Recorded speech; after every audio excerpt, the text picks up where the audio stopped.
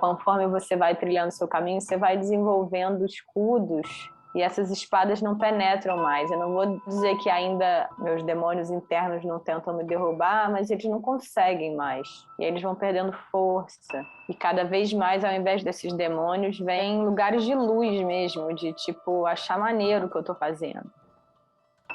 A diferença entre a artista Lila antes e depois da maternidade. Porra.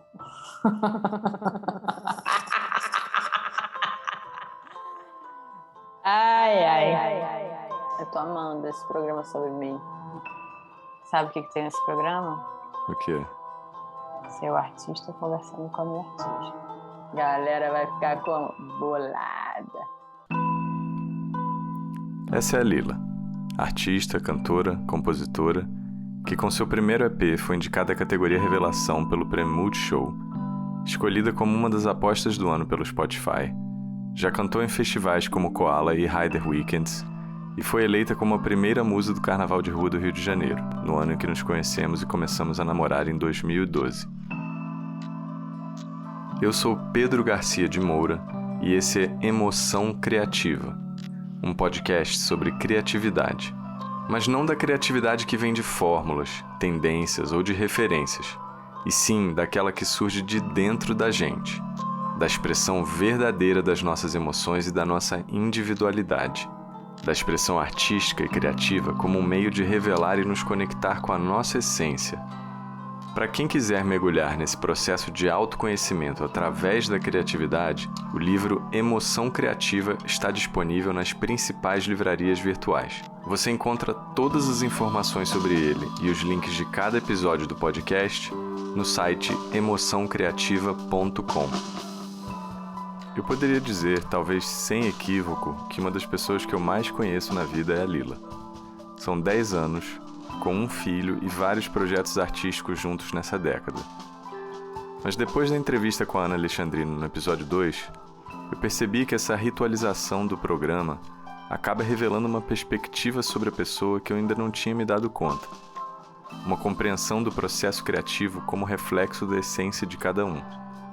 Por isso eu fiquei tão animado de chamar a Lila, não só pela oportunidade de celebrar essa artista que eu admiro tanto, como também entender mais um pouquinho sobre ela. Bom, primeiramente, parabéns por ainda estarmos juntos depois de atravessar essa pandemia. E segundo, é um prazer receber você aqui e poder compartilhar com outras pessoas essa artista que eu tenho acompanhado a trajetória de perto e admiro tanto. Poxa, eu fiquei sem palavras. Muito obrigada por essa introdução e parabéns para nós, esta linda relação criativa e emocional que a gente estabeleceu. Estamos aí. Qual foi a primeira cena da sua vida que você lembra de ter entrado em contato com a sua vocação? Você já me fez essa pergunta outras vezes e eu já dei outras respostas, né? Mas agora, o que me veio na cabeça, tem um filme meu, muito pequena, sei lá, 2, 3 anos, eu não falava direito. E sou eu cantando uma musiquinha muito afinada, que é assim, passarinho verde do bico dourado, manda um recado pro meu namorado. E sou eu cantando essa musiquinha que minhas tias cantavam para mim, e eu muito pequena. E o outro é um outro vídeo que tô eu e meus 2 primos. Eu devia ter uns 3 anos, que foi quando eles foram me visitar no Amapá, que eu saí do Amapá com 3 anos. Sou eu cantando a letra do Paralamas, uma música que tinha acabado de sair na rádio, que era o Eu Quis Dizer, Você Não Quis Escutar. Eu com 3 anos cantando essa letra inteira. Também, assim, e aí na hora que você me perguntou da lembrança da vocação, eu me lembrei, falei, cara, eu canto desde muito pequena, muito pequena. Então são lembranças de a sua voz como um instrumento musical. Não é nem minha voz como instrumento musical, minha voz como música. Não existe minha voz falada. Minha voz é cantada, sabe? É como se eu pudesse viver um musical. Apenas cantando, eu faria, entendeu? Sim, é mais porque quando você falou, teve o lance de você estar impressionada com a sua afinação Então, mas essa sou eu hoje olhando para esse vídeo. Eu pequena me olhando, essa lembrança, ela vem mais de um lugar de tipo, cara, eu já estava cantando, eu mal falava, eu já cantava. Eu comecei a cantar antes de falar. E é isso, a coisa da lembrança, né? A lembrança é uma seleção que alimenta a gente. Então, hoje em dia, as coisas que eu me lembro que são importantes para mim são diferentes das minhas lembranças de 5 anos atrás. Qual foi a primeira vez que a sua cabeça explodiu com alguma obra? De qualquer tipo, livro, música, filme? Eu tenho a minha grande epifania, né? Que decidiu que eu queria ser cantora. Que eu entendi que esse meu prazer, essa minha expressão, poderia ser um objetivo de vida, de sustento, de missão. Eu acho que esse momento é um momento muito claro e muito marcante. Eu fazia faculdade de comunicação, sempre adorei cantar e tal, mas sempre encarei a música como um hobby, assim, nunca foi uma coisa séria, no sentido de ser realmente um objetivo. Eu fui ter essa epifania tarde já, né? Porque eu acho que se eu tivesse encarado isso antes, outras coisas poderiam ter acontecido, mas eu acho que eu demorei para entender que eu podia ser cantora, sabe? Que eu podia viver de música. Eu não sabia como, né? Porque não tinha nenhum exemplo na família, não tinha nem ideia de como é que essas pessoas elas vivem disso, né? Como é que é isso? Onde moram, né? Como se reproduzem. Como é, exatamente. Tipo, cara, isso existe, isso é uma possibilidade. Tem gente que faz isso para mim não existia. Foi um momento que eu já estava na faculdade, ou seja, eu tinha escolhido a minha profissão, eu ia ser publicitária. Era um lugar onde eu entendia que a arte visual, né, poderia ali ter um lado de expressão, de beleza, né? Acho que eu escolhi muito por conta disso. Mas eu já fazia aula de canto, já fazia aquelas apresentaçõezinhas de fim de ano, sabe, de escola de música e tal. Eu fui num congresso de música vocal, que era um congresso internacional que tinha 2 vezes por ano no Rio, chamado Rio a Capela. E eu devia ter, sei lá, 18, 17. E agora está se confundindo essa coisa cronológica, mas isso não interessa. O tempo não existe, né? O futuro, passado e presente, eles estão presentes o tempo inteiro. E eu fui nesse congresso e eram tipo 3 ou 4 dias de palestras, de apresentações, de grupos internacionais. E eu entendi que existia um mundo de pessoas que cantava. A coisa da música vocal, para mim, sempre foi também mágico, porque era a textura do som feita só por vozes, né? Eu achava aquilo muito incrível. E aí eu participei desse congresso, minha irmã me levou, porque minha irmã já cantava há mais tempo e gostava de fazer esses cursos de coral. Eu estudando aquilo ali, cara, explodiu minha cabeça, assim. E eu entendi que eu queria estudar aquilo, eu queria me aprofundar e eu queria ter o meu sustento daquilo, assim. Foi o turning point, assim. E ainda me formei em publicidade, cheguei a estagiar numa revista, mas quando os horários da revista começaram a bater com os horários do ensaio do meu grupo vocal, eu entendi que eu ia ter que escolher. E aí eu escolhi, né? Esse momento te trouxe uma clareza do seu propósito, menos relacionada à obra em si, mas sim ao universo da música. Sim. Foi um momento de imersão no universo da música, assim, pela música vocal. A música vocal é que me puxou, assim. Como se você tivesse descoberto que fazia parte daquela tribo, daquela família. Exato. Aí depois disso eu resolvi fazer faculdade. Para mim era o máximo ter uma matéria na faculdade que era prática de conjunto, que era você juntar com o seu grupinho e ficar fazendo música, tocando música, aprendendo música, tirando música. Aí você tinha um amigo baixista, aluno baterista. Isso para mim era, cara, não é possível, sabe? Que isso é uma vida possível. Saindo um pouco da sua história e mais agora da sua relação com a arte e com o expressar. Qual foi o seu momento mais emblemático de plenitude criativa, onde você sentiu que o que existia dentro de você estava sendo transformado em expressão artística? Esse disco, Puérpera, foi aonde eu entendi toda a possibilidade de realmente tirar uma coisa de dentro e transformar aquilo em arte. De toda essa jornada do Puérpera, um momento em que você sentiu que eu consegui. Exatamente. Alguns momentos, cara. Cada música que eu terminei era mágico. Tipo, essa música não existia. Pá, o Puérpera, acho que foi a última música do disco. Ela tinha uma outra base, tinha uma outra letra. No meio do Puérpera, eu queria que o disco inteiro fosse sobre aquilo. Ia ser um disco dark, né? Mas eu falei, vou fazer pelo menos uma música que seja só uma parte do processo. O disco chama Puérpera porque ainda sou puérpera. Sei lá quando vou deixar de ser. Tô deixando. Primeira trocação, assim, a coisa da composição evoluiu muito nesse disco, e a composição é um lugar de muita expressão, né? De tirar as ideias de melodia, as ideias de assunto, as letras. E o Puérpera foi uma música que ela já estava meio pronta, e a gente voltou atrás, aí a gente fez a base meio junto, e era uma ideia que eu já tinha tido do samba trap, e aí eu fui construindo com o Tomás, que, porra, muito legal trocar com ele, assim. Ele tem uma energia de criança, de experimentar, de criatividade, que eu acho que conecta bem. E aí eu acho que nesse momento eu falei, caraca, eu tô fazendo uma música, sabe? Sendo que eu tinha já feito outras 7, 8 músicas no disco. Foi cada vez mais mágico fazer música, sabe? É aí que você vê, né, que a prática que te faz conseguir acessar os caminhos, e a prática é o caminhar, né, dentro do processo, e o caminhar é que abre o caminho. Aí tudo faz sentido. Eu acho que, por exemplo, eu tô fazendo uma música agora, e a primeira parte da música que eu fiz, eu falei, meu irmão, que música incrível, eu tô conseguindo. O Puérpera teve uma coisa maneira de visual também, né? Quando a gente conversou sobre a lua girando, que eu falei, não, acho que se tivesse eu e uma lua girando em cima, olha que louco que seria. E aí você tava com o lance dos 3D, e aí a gente fazendo acontecer. Acho que todos os momentos em que uma ideia decanta, né? Uma energia decanta, e a gente consegue traduzir. Puérpera foi um disco cheio desses momentos, assim.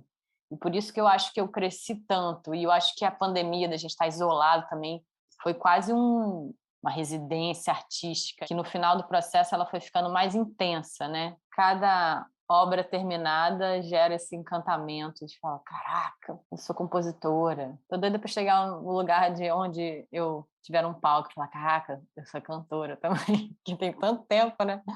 Tô doido para esse momento, mas por enquanto eu tô na parte muito da criação, imersa nesse lugar. Eu poderia esperar que a resposta para essa pergunta seria você cantando, né?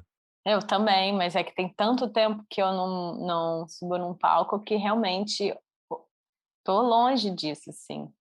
Sim, mas eu acho que é um pouco sobre o que a gente conversa, sobre a diferença entre a artista, a criadora e a cantora, né? Como você começou a sua vida desenvolvendo o seu lado de cantora, e aí se assumiu cantora, né? Porque essa sua epifania do coral Sair é do como se... armário, né? É Oh, isso. É como se tô tivesse me saído do assumindo. armário.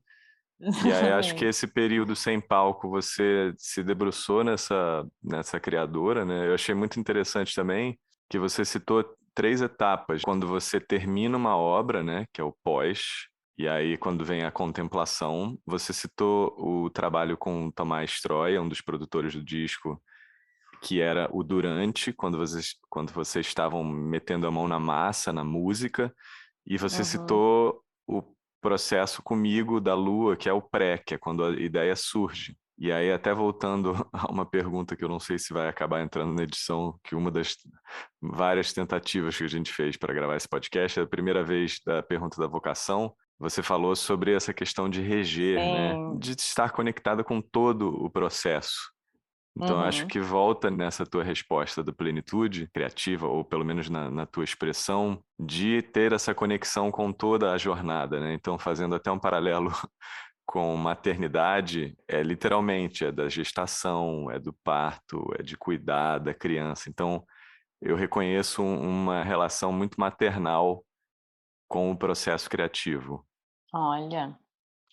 Tudum, pá. Veio uma virada de bateria agora para você. É isso, eu acho que é a maternidade, o maternar, o meu maternar, né? Cada um tem o seu. Agora eu quero ver a etapa de botar no mundo, né? Que as minhas, o meu maternar agora é que eu quero viver esse pedaço também do desapego, que para mim eu acho que é importante e ao mesmo tempo trabalhoso. Sim, né? E é teoricamente uma visão mais pré-programada do que são os papéis de pai e mãe, né? Que eu acho que a gente aqui, inclusive, revisita muito. Teoricamente é a mãe que cuida e o pai que joga para o mundo, né? Então você está justamente nessa parte do que era supostamente o papel do pai, né? Aprender isso, né? É, eu acho que o masculino e feminino, eles estão dentro da gente, né? Eu acho que quanto mais equilibrada uma pessoa tenta ser, ou mais em contato com as duas partes, ela vive mais plenamente, né? Tanto a parte do apego quanto a do desapego, elas são importantes.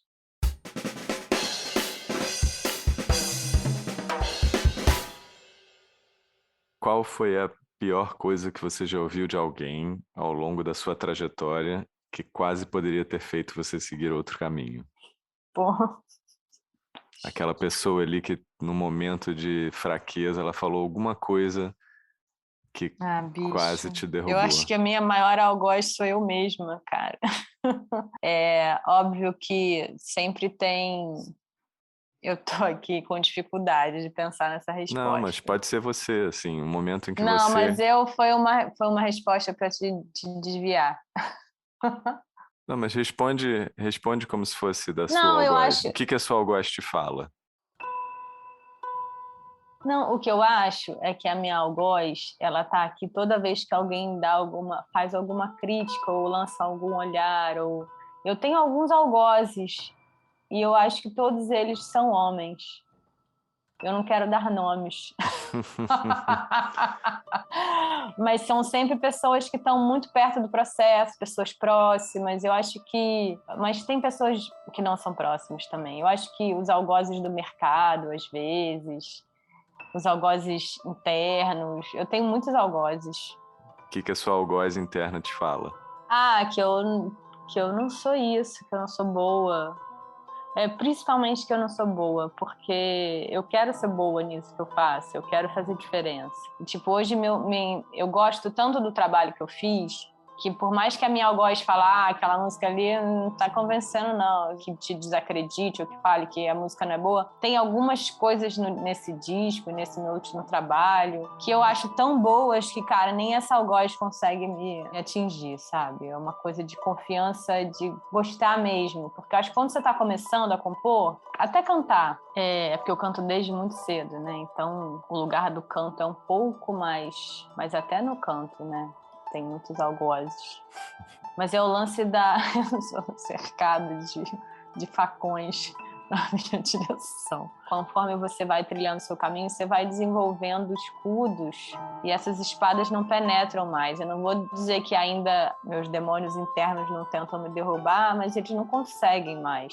E eles vão perdendo força. E cada vez mais, ao invés desses demônios, vem lugares de luz mesmo, de tipo, achar maneiro o que eu tô fazendo. E pode ser que a qualidade do que eu esteja fazendo seja bem parecida do que antes eu não gostava. E é só uma questão de confiança. Ou então eu realmente evolui no processo, estou fazendo coisas mais maduras mesmo, né? É um processo, que nem o processo da criança que aprende a andar. A maternidade, ela me fez evoluir em muitos lugares, assim, que eu tenho muita dificuldade com processos. Eu gostaria de já ser boa em tudo, assim. O processo de não saber uma coisa, para mim, era muito humilhante. Ai, como é que eu não sei isso? Nunca vou saber, então. Me confrontar de que eu não sei a respeito de uma coisa, para mim era muito dolorido. E hoje em dia, eu olhando o Benedito, falo, bicho, o neném nasceu, ele não sabe nem que a mão dele é dele, ele não consegue nem mexer o braço, ele mete o dedo na cara porque ele não sabe. E ele vai aprendendo, isso não é um demérito do neném, ele é só um neném, entendeu? Então eu entendi que o fato de eu não saber uma coisa significa que eu esteja num estágio inicial, mas não que eu não possa desenvolver. Esses algozes, eles têm a ver com uma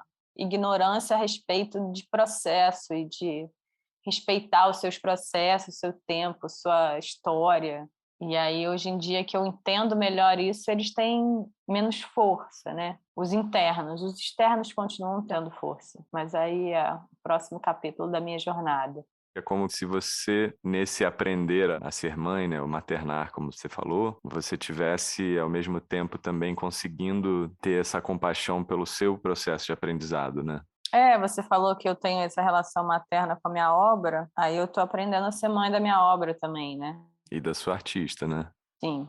E qual foi a coisa mais importante que você já ouviu de alguém que te ajudou no momento de questionamento? me veio a lembrança do poeta Tiago de Mello, que eu fui assistir um show do filho dele e ele participou, e foi tão impactante a presença dele no palco, as coisas que ele falou, que eu fui lá falar com ele. É difícil eu ir falar com um artista, a não ser que realmente tenha me tocado muito, que eu quebre essa barreira, dessa timidez, dessa barreira que me fecha, assim, às vezes. E eu fui falar com ele, e quando ele me olhou no fundo do meu olho, e eu falei que eu tinha gostado muito, e ele começou a falar sobre mim, o que ele estava vendo. E o que ele via eram coisas energéticas, falando sobre qualidades da minha luz. Parecia sei lá, uma pessoa que estava vendo além ali, coisas que eu não enxergava, e aquilo foi muito importante para mim. Eu comecei a chorar na hora, porque eu estava muito fragilizada, como vários momentos, né? Eu acho que a carreira de artista, você se expõe muito, e aqui no Brasil não é um mercado muito estruturado para abraçar o artista, para entender o caminho do artista, e às vezes você desiste no processo, né? Muitos amigos meus desistiram. Na pandemia eu vi muitos quase desistindo, acho que é retomada agora, estou vendo eles voltando atrás das decisões, mas em vários momentos eu duvidei, eu quis desistir, e esse era um deles, e eu acho que ter encontrado com um outro artista, e o outro artista ter reconhecido em mim uma qualidade de artista, me fez ter um novo fôlego e voltar a acreditar, sabe? Como se você usasse isso como combustível em momentos de dúvida. Se eu acessar essa memória do Tiago de Mello agora, ela é bonita de lembrar, mas eu entendo que na minha vida, nos vários momentos que eu duvidei, eu sempre tive alguma voz externa de alguém. Agora na pandemia, recentemente, recebi uma mensagem muito maneira também do Jacques Morelenbaum, que é uma figura também que me conhece desde a época que eu sou estagiária no estúdio da Biscoito, de técnica de som. Ele acompanha muito o meu processo de muito cedo. Eu ainda não era nem Lila quando eu conheci, não tinha nem adotado esse nome artístico ainda. E aí receber uma mensagem dele também foi um lugar de reafirmar que é isso mesmo, sabe? Aos poucos eu vou entendendo a minha jornada e os meus caminhos. Essa pergunta, às vezes as pessoas falam sobre conselhos, sobre perspectivas, e você trouxe dois exemplos muito bacanas de dois artistas que você admira te reconhecendo como artista, né? Uhum. Porque a gente meio que falou aqui da sua descoberta como cantora e depois da sua descoberta como artista, e esse artista é como se fosse algo mais profundo, porque quando você fala desses dois exemplos é sobre a arte, né? Não necessariamente sobre o cantar. No caso do Tiago foi até uma coisa mais espiritual, porque ele não conheceu a minha arte, né? Ele conheceu a minha figura ali, a minha energia. Mas para mim, arte e espiritualidade tem uma ligação, na minha arte, pelo menos, muito forte.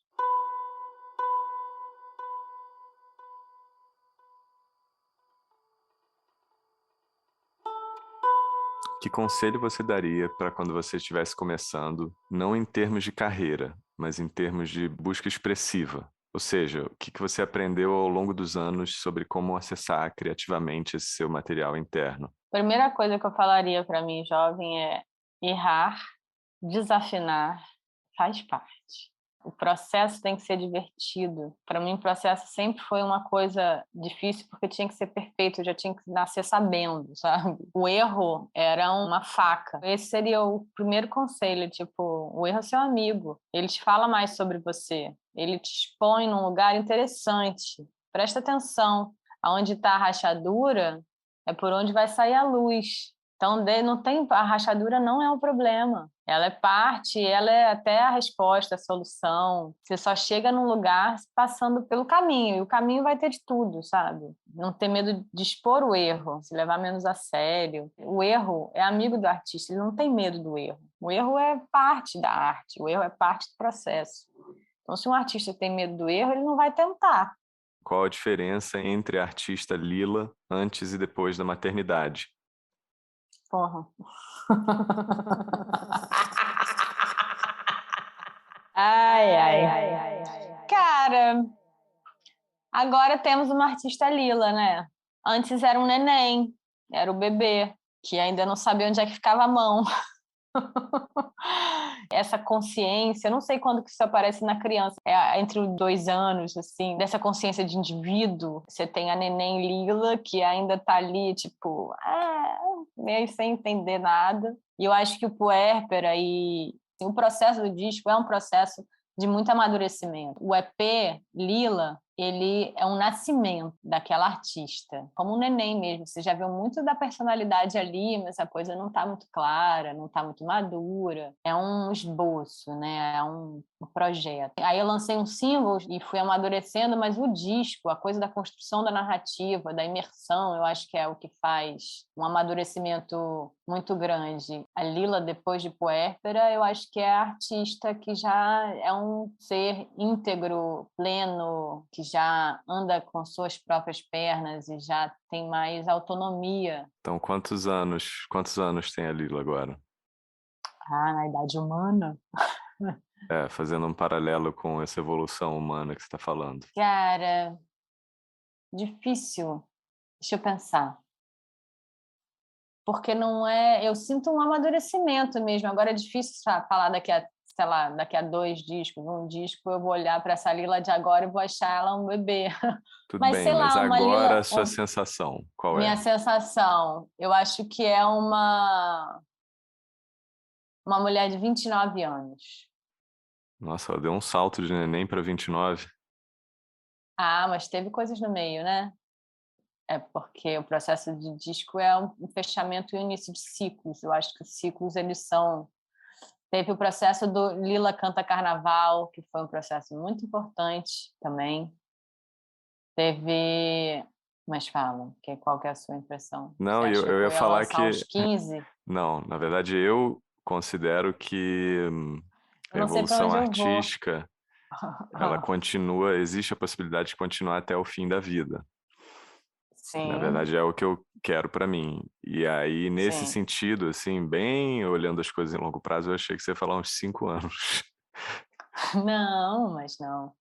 Sendo Acho que, que... obviamente, 5, em termos de potencial Eu não sei. criativo e de energia, talvez seja um Eu, dos auges, né? então eu vou te falar que seria... Não, mas aí não sei, mas eu ia falar 7, eu ia falar dos setênios, né? Talvez 7 anos, é a primeira idade que eu me lembro escrevendo, 1989, me lembro, no caderno da escola, 7 me sabe? Eu acho que parece é um setênio, né, evoluiu um setênio, acho. um Aí eu consigo setênio. enxergar. 29 eu achei que foi um salto muito grande. É isso, eu com 7 anos eu já achava que eu estava que eu era dona de mim, aí depois eu vou olhando em retrospecto. E é como até uma frase do Baudelaire, que a genialidade é quando a pessoa consegue se conectar com a sua criança ao seu próprio comando. A nossa força criativa vem dessa infância e podendo acompanhar o nosso filho, assim, é um absurdo, né? O tanto que ele vive, passa o dia inteiro criando e com uma energia. Então, quando você fala que é um artista com 3 anos de idade, na verdade, você está falando de uma potência absurda. Na verdade, é mais sobre a consciência e sobre a E utilização dos olha que teus... curioso, desde Epelila para Puérpera, São 7 anos. 2022, agora faz 7 anos. De que Lula possa concorrer. First time I saw you, I wasn't thinking of you and I was just thinking of First time we fucked was at my place, he was a couple years late. Como foi a experiência de fazer o projeto Lili Pep? Achei que você não ia perguntar nunca. Cara, foi muito maneiro para explorar um lugar que eu tô querendo cada vez mais, que é um lugar de arranjadora, de meter a mão na massa na produção, que eu possa realmente participar mais ativamente. Então, é um projeto também, pelo menos até esse momento de cover, que é divertido, né? Uma coisa mais leve. Então, explorar também esse lado está sendo muito bom. Um lado mais fanfa que eu curto, sabe? E talvez no meu trabalho solo eu não sinta nesse momento a vontade de explorar. It's simple, try, you won't even try. It's simple, try, you won't even try.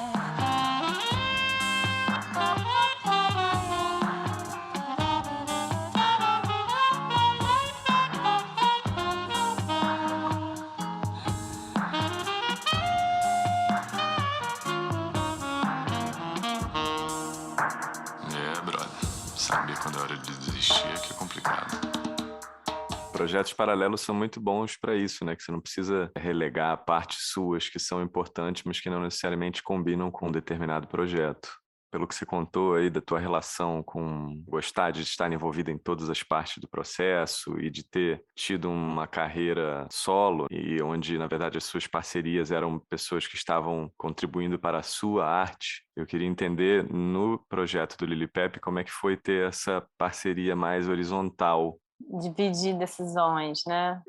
De você não ter a palavra final necessariamente. Queria saber como é que foi para você isso. Antes de ser uma cantora solo, participei de diversas estruturas de grupo. E o trabalho solo ser um lugar onde eu possa derramar todas as minhas vontades e visões e ver elas se concretizarem. No Lili Pepe teve um lugar de dupla. Essa experiência eu não tinha experimentado e foi muito maneiro porque, no caso especificamente meu e seu, a gente tem complementações muito boas. A parte musical, da harmonia, melodia, uma coisa de arranjo. Fica mais comigo a parte de estética, de computador, de áudio. E a gente aprende muito um com o outro, né? Eu hoje me sinto mais capaz de mexer num live depois de ter feito Lili Pepe, mas porque você conduziu e você entende mais sobre estrutura de narrativa de uma música. Essa troca nossa, ela é muito equilibrada e a gente se complementa em lugares complementares, né? Foi muito bom, assim, foi como se a gente tivesse virado um megazord, cada um com a sua parte do corpo e a gente junto forma um organismo que funciona bem e que caminha, sabe? Como é que você sente que ter trabalhado comigo, seja no Puérpera ou no Lili Pepe, cada um de um jeito, como é que você sente que isso influencia o nosso relacionamento? Eu acho que a gente hoje em dia se compreende mais, né? Os nossos artistas se relacionaram. A gente fez um filho humano, fizemos filhos sonoros, filhos visuais, do mesmo jeito que a gente aprende com o Benedito sobre a gente, as nossas crias artísticas também ensinam e ajudam o nosso relacionamento a existir e a ser nutritivo, faz parte do nosso relacionar ter essas interações, assim. Que é uma das nossas forças, se a gente estiver desperdiçando elas, vai ser vacilo nosso, né? Para ficar junto tem que estar usando tudo que tem direito, né? Vamos nos ajudar aí. E pra gente achar esse equilíbrio foi demorado também. Tá sendo, né? Não, mas é isso. A gente tentou trabalhar junto com você, tendo uma posição, um trabalho meu. Eu nunca trabalhei num trabalho seu. A gente foi tentando encontrar pontos, né? Eu acho que a gente começou com uma certa verticalidade. A gente começou como eu fazendo direção artística do seu primeiro EP, né? E eu acho que é uma coisa meio doida, porque... E eu não deixando você fazer direção Não, porque de artística. certa maneira, eu, como diretor artístico, teoricamente tinha uma certa verticalidade e você, como artista, tinha outra. Então, na verdade, eram duas relações verticais, praticamente. E eu acho que a gente foi conseguindo horizontalizar. No Puérpera foi muito assim, eu, artista visual, você, artista Eu quero ver tu musical. deixar eu de fazer a direção artística de um trabalho teu. Aí eu quero ver. Quem Se tu sabe, ter né? coragem. Se tu ter coragem. Eu fui corajosa, quero ver se tu ter Foi. coragem.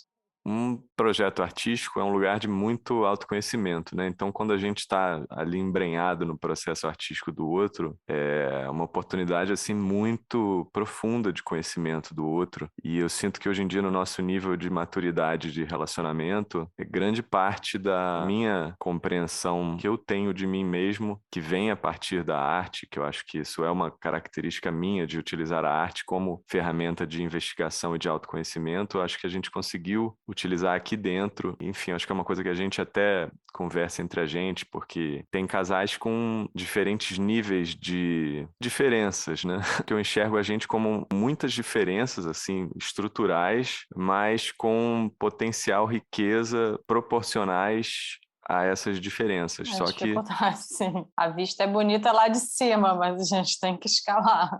É isso. é como se a gente tivesse línguas emocionais diferentes, que eu acho que a gente está conseguindo, através da arte, criar essa língua em comum entre a gente.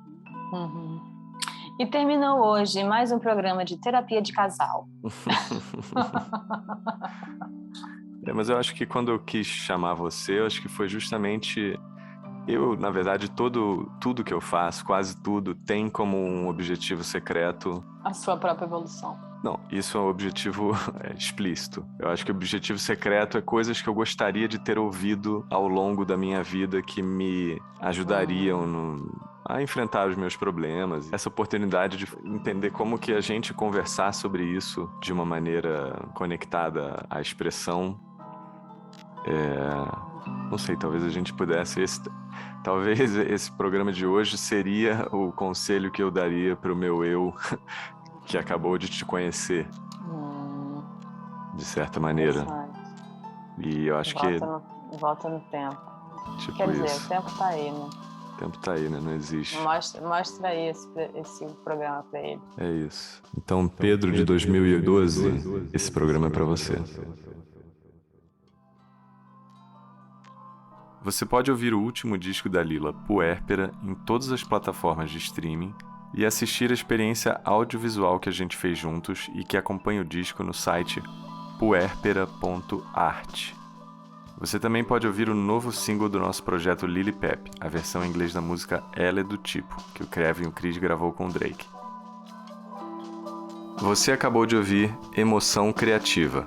A trilha que você está escutando foi composta especialmente para esse podcast pelo Lucas Vasconcelos, o nosso convidado do primeiro episódio. Você pode escutar a gente em qualquer uma das suas plataformas favoritas. Eu sou Pedro Garcia de Moura, muito obrigado por acompanhar esse episódio e até a próxima.